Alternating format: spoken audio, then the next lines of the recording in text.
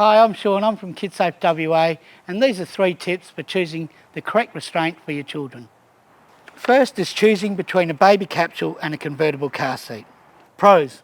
A baby capsule has the convenience of being able to be removed from the vehicle with the child remaining in it and placed directly onto a compatible pram, or carried using the handle. This can be great for quick stops with the vehicle or if there are older children to manage as well.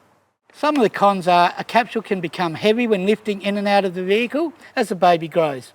It's also an extra expense as most capsules are only designed for children up to 6 months, although there are some that are designed for up to 12 months. As an option, it is possible to hire capsules from Kidsafe WA, therefore making a considerable saving. Next, when purchasing a seat for a child, it is essential to check that it is appropriate for their age and size.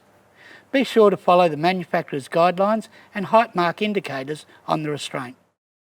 And lastly, ISOFIX is common in most vehicles, but it's a great idea to check your vehicle owner's manual to see if your vehicle is compatible.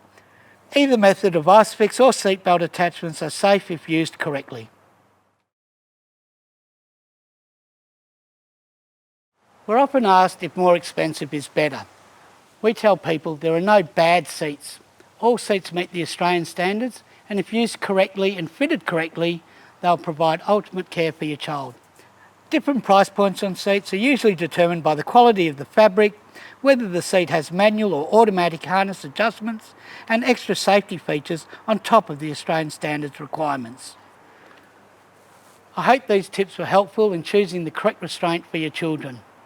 Thank you and drive safe.